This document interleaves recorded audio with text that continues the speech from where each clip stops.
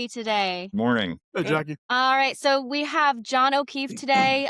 He is our guest on the drop point here. He is owner and operator of Indy Propane and Indy Propane Exchange, and he serves 9 counties in Indiana. And he's here to talk to us a little bit about his career path and how he got started from the ground up. And now he's running one of the largest independent propane companies in central Indiana. So, John, why don't you start off by telling us a little bit of where and how you got started in the propane industry? Sure. Started out delivering forklift cylinders for one of the majors back in the late 70s. And they needed some help with the service on the service side. So I would deliver cylinders and finish that and help with service. They were wanting to ramp up their auto gas side of the business. So I got involved in that and started doing conversions. And they were in the fertilizer business as well. Learned that. I came in not planning on staying past winter. I wanted to. I wanted to be a home builder, and had been doing that right prior to the propane job. But I loved the business, and I loved the variety of it. So stuck with it, and I moved into the service position and doing the carburation and basically whatever needed to be done around the place. And then when a management position didn't become available there, I sought it elsewhere and went to work for another major. And then I think I've been with 6 or 7 different companies and only changed, purposely twice myself. So, but yeah, that's kind of the path. So you started as a driver, and you went through you worked your way up to owning your own propane company. That journey, though, what kind of kept you climbing the ladder instead of just being content on where you were at? Honestly, when I started, I wasn't a very motivated individual. And I quickly learned that you're not going to go anywhere in life if you don't apply yourself. And I started doing that and enjoying work more. And then I continued to learn. I really wanted to learn each aspect of the business. And as I, continued to learn, you know, I started to realize I can do this, myself. And There was a salesman with one of the company I was worked for early on, my first management position. He and I talked about getting into the forklift cylinder business, and this was back in the early 80s. But we couldn't figure out how to find funding, and we just couldn't make it happen. So, about 15 years ago, I ran into some people in the business, so having, wanting to do it and then learning what it took to do it. And then when the opportunity arose with partners that wanted to expand, I was ready. So it's just about growing in whatever you're doing. If somebody wants to get into business in some, whatever the business is, if it's whatever, go to work for somebody in that business, learn the business, and then it's on the job training and learn it inside out, and you'll be ready to go yourself. Yeah, yeah, I agree with that. So you also said here that you worked with a lot of different companies and some of the majors. So what did those experiences teach you that helped you when you decided to go out on your own? Was there Uh, any kind of specifics, Well, I mean, every company was managed a little bit differently. Every company, their back office functions, are pretty much the same but different. For the big, one of the most eye-opening things were how each company did routing differently. And so, you pick and choose what you glean things from different companies, and you take some of the best practices from each of them. And then there's a lot of things that majors do that you wanted to do that you couldn't do, on the customer service side, that you always thought, this doesn't make sense to do this. And then if once you get into business for yourself, you can run it the way you want it, the way you think it should be run. And it's a different world. They have to take care of their shareholders, and we have to take care of our customers and our people. So it's 2 different worlds, and this is, for me, a better world. Oh, absolutely. What was the biggest challenge you faced when you first launched Indianapolis Propane and Propane Exchange? Then how'd you push through that? Well, we opened the doors on December 3rd, 2007, and so we had a couple of customers under our belt by the end of the year, which our accountant told us we needed to get done for tax reasons. And so, essentially we started in 2008 and the economy crashed. So by 2010, we couldn't borrow money. So that was our biggest hurdle. We were going to only be a forklift cylinder delivery company. And when that happened, we weren't able to buy cylinders. We could buy used bulk tanks fairly inexpensively and refurb them. So we got into the bulk business. And then once we were able to get funding again, a local bank, North Salem State Bank, basically saved us and stood behind us. And so we were able to start growing again. And then we were in the bulk business, then home heat, and everything that goes along with it. And then both companies just started to grow equally in gallons as time went on. It was really peculiar how that worked. And one business, the forklift cylinder business, you have to go out and knock on doors to get the business. And the residential side, it grew organically through word of mouth. So yeah, the biggest challenge was money, and then you build systems and you have to keep massaging the systems, changing them, and as you grow. So it's really easy to run a business when you're small. It gets a little bit tougher when you start adding people. Well, yeah. Awesome.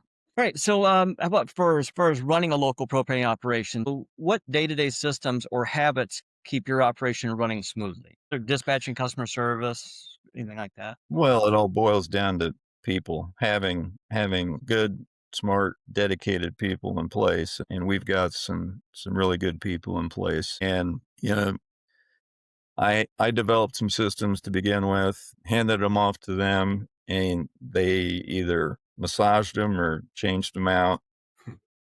So I like to hire smart people and give them the leeway to make changes and massage things. And so it's seemed to work out pretty well. Yeah. Yeah. People's the important one, isn't it? It is. It is. Yeah. How do you train your team or keep things safe, professional, and consistent, especially on the high risk or the hazmat? Well, leaning on companies like 1075 Consulting is been a game changer for us. It's made keeping up with training and regulation so much easier, and enlightened us on what we weren't doing, what we didn't know. So between that and perk, and then just trying to reading trade magazines and whatnot, but yeah, so that's how we keep up with training and with what's going on. Nice. So, John, how has your service model, like Propane Exchange, evolved over the years based on what your customers needed most? The service model on Propane Exchange has not changed much at all from the beginning. So the secret is good service. So if we have one of our largest customers call us and say, "Hey, there's an issue where we're about out of gas," we'll get a truck over there within an hour in most cases. Or if we have to throw some tanks in a pickup truck and run them in there before we get a big truck in, we'll do that. We'll do the same thing for a small customer. So it's about customer service. And most of those customers have either my number or my son's number that they can call when they're in a pinch. So, and then our emergency after hours number, when they call, if they need emergency service, they just press a button and it comes to me, and we handle it whatever time of day it is. That's all I have. So, Brian? I just appreciate that. John, we're going to talk a little bit about industry insight. So we have a couple of questions that we always ask everybody, regardless of their position, when we're having a conversation like this. The first one is, how has the propane industry changed? And the follow-up to that would be, how has it stayed the same? Man, when I got started, regulation is one of the biggest things that have changed. My training was they gave me a little booklet on propane. And I think I did one service call with or one tank set with the manager, and we soaped all the fittings. We didn't do pressure tests. We didn't do pressure tests for years, or leak checks for years.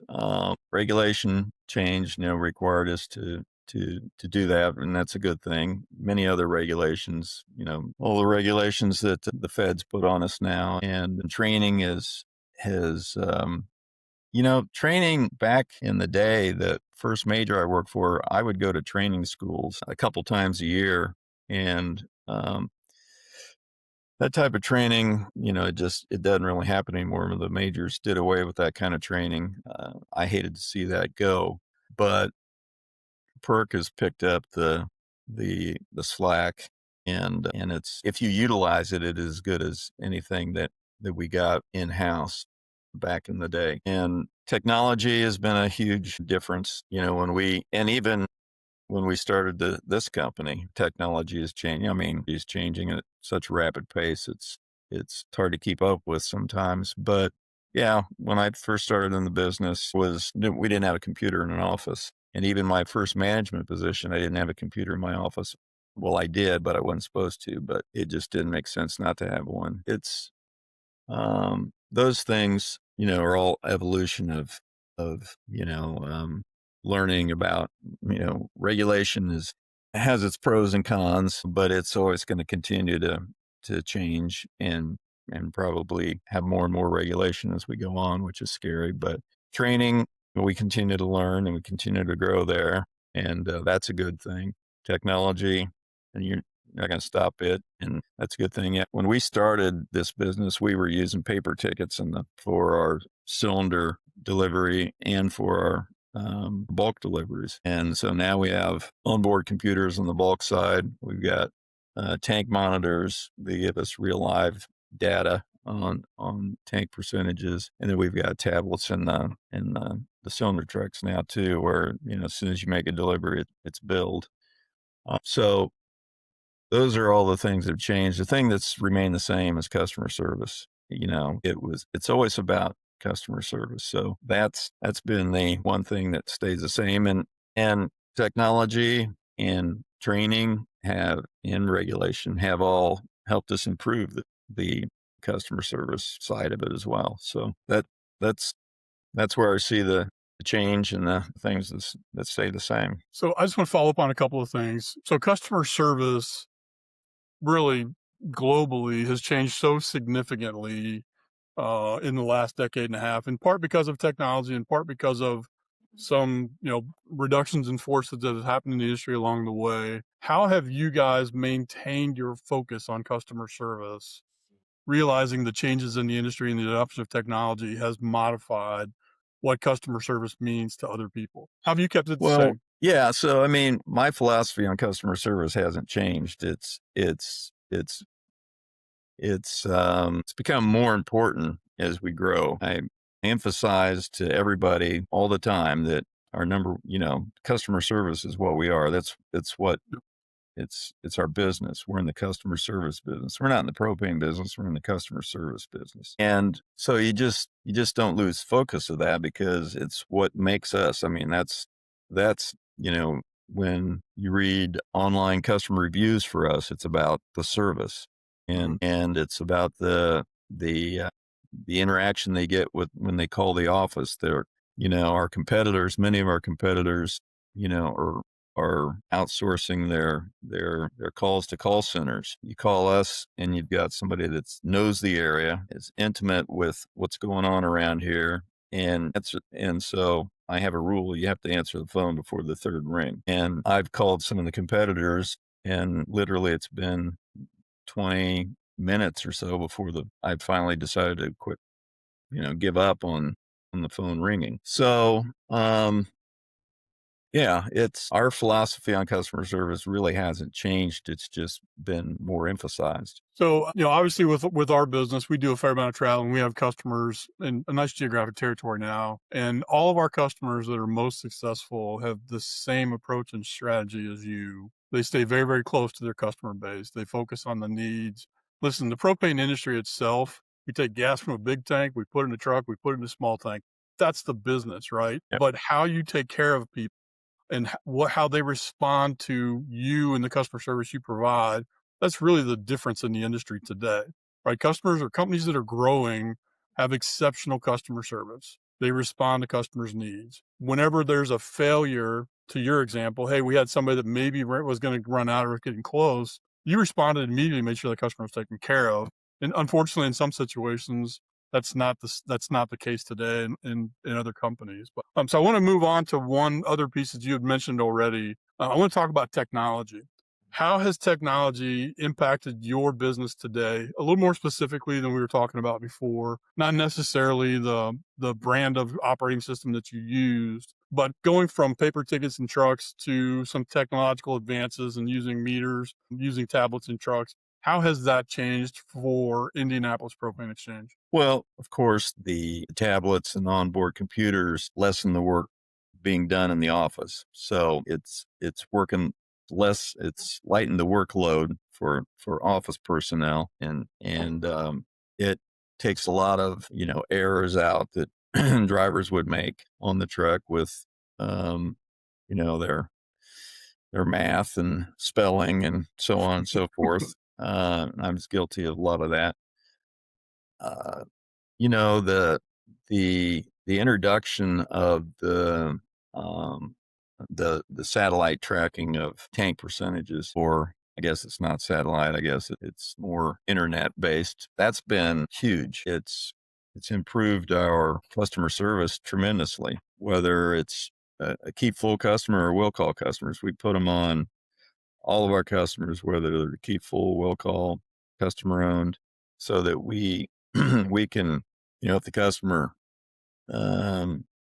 loses track and will call customers not paying attention, we can alert them, and then and it also helps them be more accountable, because they know that if they run out, they shouldn't have run out because they have all the tools available to them. So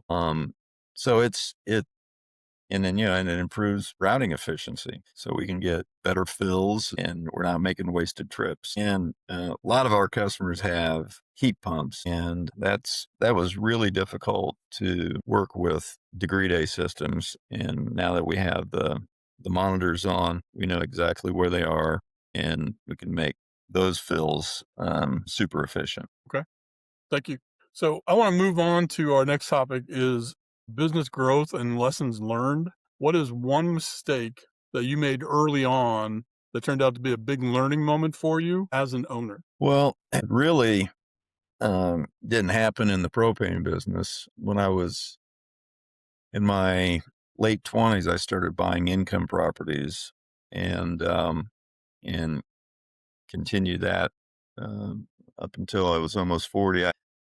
I had like 40 income units. I put full-time propane manager, and having that many rental units took time away from my wife and family. And it had, devastating effects on the family. So I learned that, you have to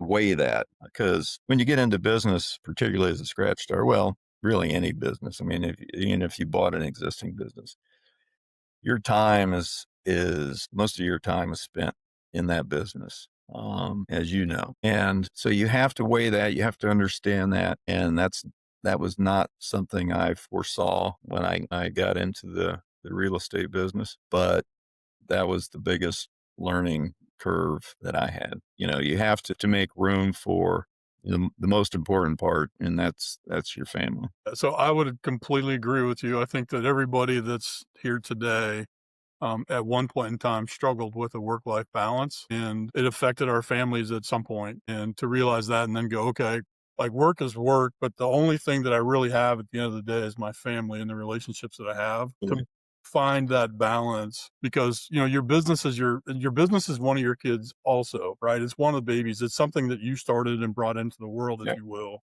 but it's still just a business, right? At the end of the day, when the business succeeds or fails, your family is still the most important thing. So that's That's an answer that I was not expecting, but I think it's a great answer, right? Oftentimes when we have these conversations, we talk to people, it's a financing failure, a strategy failure, it's a technology failure. We have not had one of these yet where somebody said it was a work-life balance failure that really almost was the most debilitating event that we had. So appreciate that. Thank you. Yep. How do you stay competitive in a market that's seen a lot of consolidation and there are majors in the area? Service. It's down to service. We can, so, if the being competitive only amounted to having the best margin, we wouldn't be able to set enough tanks, because we can be a few cents cheaper than the majors and still make a great margin if it's only based on that. So customers look for service. That's it. And then what comes into play is the hassle to switch. So finally, customers get so fed up with the majors' inability to service them, they go through that hassle to switch. They come to us, and we give them great service, and they're locked in. There's 1 or 2% of the customers that price means everything. That 1 or 2% doesn't matter. So we focus on service, and service is what takes care of us competitively. And I keep going back to service, but that's the heart of the business, and it's the cure to all the ills, really. Yeah, I don't think there's anybody on this call that would disagree with you that service is the most important piece. As you and I have actually talked about in the past, if you gain somebody on price, you're going to lose them on price because there's always somebody out there with a lowball offer, a ridiculous offer. But if you've gained them and retained them because of service quality and commitment to making sure that their needs are met, that's a customer for life, right? Unless something significant happens, there's a change in the industry or what have you. Right. When people have had a poor experience and now they have a great experience, they recognize the difference between those two, and they're going to choose a great experience every time. Yep. So are there any tools or partnerships, industry alliances, or companies that have been game changers for you? I know you talked a little bit about them earlier, but I'd just like to circle back and, if there's other topics or other items that you guys have used to improve your business, I'd love to hear about those. Tools to improve our business. Basically, when you start out, you have no allies. Everything from who's going to work on our trucks to who's going to help us with our computers to where am I going to find my help with staying up with regulation and training and that kind of thing. So as you continue to grow and learn and evolve, you start meeting more people, you start creating alliances. And, our supplier was a huge one to begin with, Overpeck Transport and Independent. We've worked together hand in hand with them. Fantastic people. Finding 1075 Consulting coming in our door, I thought this is the best thing since sliced bread. It was what a great idea, create a business to fill that void for, the training regulation help we need. As an independent, you're on your own, and the majors have full departments working on those things. And, we're just left to kind of flounder and find our way through and maybe, talk to some of our friendly competitors and see what they're doing. So all those things, you just, as you continue to grow, you continue to, find resources that are going to continue to help you grow and be successful. So appreciate that. Thank you. So when you think about growing Indy Propane, what are your top priorities today? Are you looking to expand into new territories? Do you look at consolidation? Do you look at, hey, we want to increase our density? What are your top priorities in terms of growth for Indy Propane today? It really hasn't changed, Brian. I mean, I'll be 70 next year, so I'm kind of coasting. I don't know that I'd go that far. I've seen you, John. So, well, I mean, yeah, compared to where I used to be, yeah, I'm coasting. But it's natural gas is really expanding into this area, and we have to keep gaining customers. And basically our marketing program has been word of mouth, and it continues to work. And We've got good reviews on Google. We could, I should probably work harder at getting more reviews going on Google, but then we may not have enough people to set tanks. So we're just kind of staying status quo. And one of the biggest challenges now is finding people to work. And so we always try to stay a little overstaffed, and right now we're a little understaffed. So don't want to get too aggressive with growth. We want to make sure that we have all the hardware and people in place, to service the customers we have, and then also bring on any that may want to come on. So yeah, we're playing it close to the vest and just not getting too aggressive with growth. So what is some advice that you would have for the next generation? If there's somebody that's just getting started in the propane industry, maybe it's somebody that is thinking about operating a bobtail, or maybe it's somebody that has some experience and they're considering starting their own business. What kind of advice would you give to somebody new in that role? I mean, if you're working for a company now and you're thinking about doing it on your own, you want to learn everything you can about the business inside and out, from back office, service, delivery. You want to understand what makes it work, all the technology within the business. You want to. I took classes before. I took some college, and it was basically when I was working for the first major, they offered to reimburse you for any classes you took, which could relate to the business, which basically was any class. I even took some history classes and they paid for it, but they paid 100% of it if you got an A. So it's the first time in my life I got A's.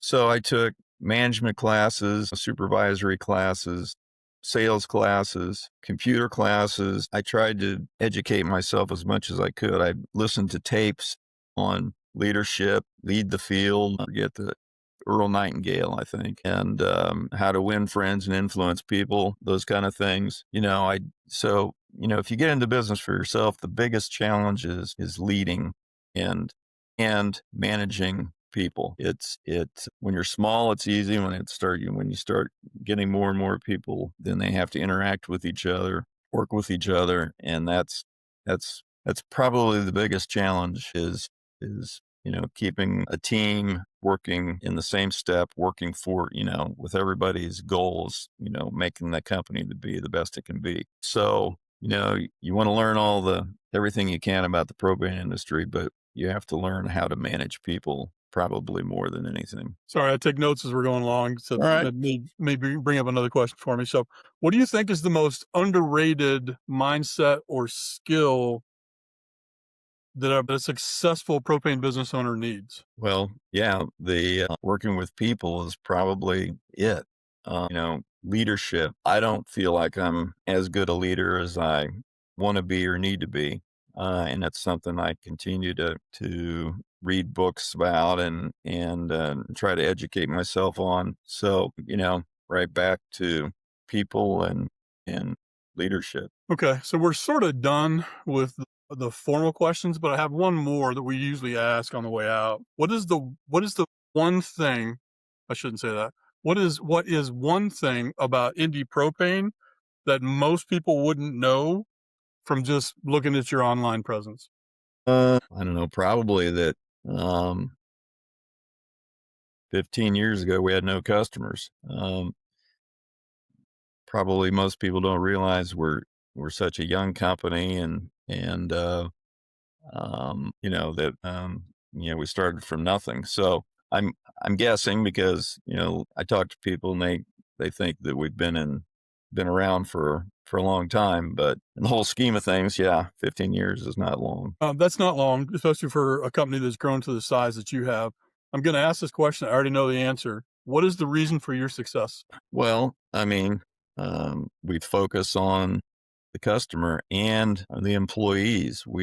So my philosophy is if I take care of my customer and I take care of my employee, it'll take care of itself. So that's my philosophy. Listen, that's a pretty simple business philosophy, but it's been successful for a long, long time, right? Knowing your people, knowing which people are the ones that are going to treat you and your customers the best, which customer group. Hey, okay, we've explored these lowball customer offers, and that's not what I'm interested in.